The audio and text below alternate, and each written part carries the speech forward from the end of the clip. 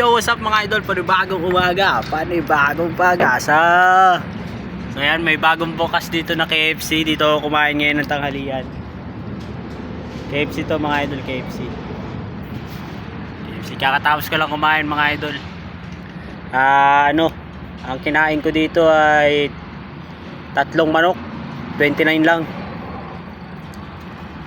Parang Jollibee din, pero 29 lang. Tapos walang kanin. Yun lang mahirap, walang kanin. Walang rice, mapi rice. Tapos isang tinapay lang. Okay na, solve na. Busog na ako ngayon. Papahinga lang ako ng konti at pinark ko yung truck ko doon sa malayo. Kaya maglalakad ako ngayon pabalik doon. Nagpapahinga lang ako ng konti para kondisyon na naman tayo para bumiyahe. Galing akong kabilang site mga idol, tapos pauwi na ako ngayon ng kabilang site naman. May kukuning materyales. Ayan mga idol, ang ganda ng ambience dito. Ganda ng paligid, di ba? Ako lang mag-isa, di ba? Kasi tanghali, ano nang oras ba? Ito lang yan pala dito. 2:30 na dito ng hapon. Hindi na masyadong mainit dito mga idol kasi September na. Taglamig na uli mga idol. Malapit na uling lumamig ang panahon. Kaya yung hangin, medyo malamig na ng konti yung hangin.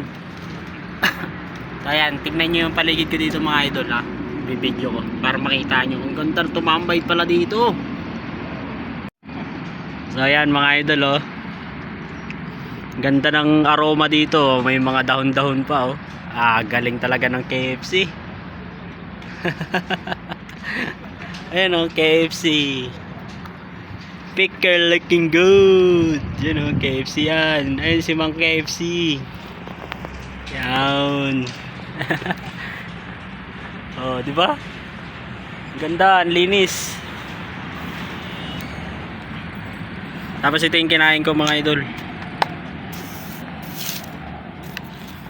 36 real pala.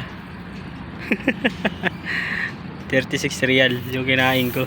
Ayun super dinner meal. Grabe. May salad pa at food trip talaga ako kanina mga idol.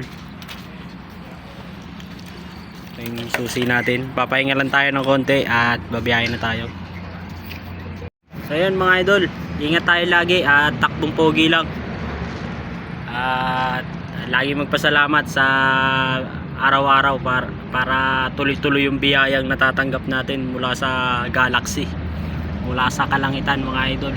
Tapos stay positive lang tayo lagi. Kahit nahihirapan man tayo minsan, stay positive lang, okay? Peace out mga idol, bye bye.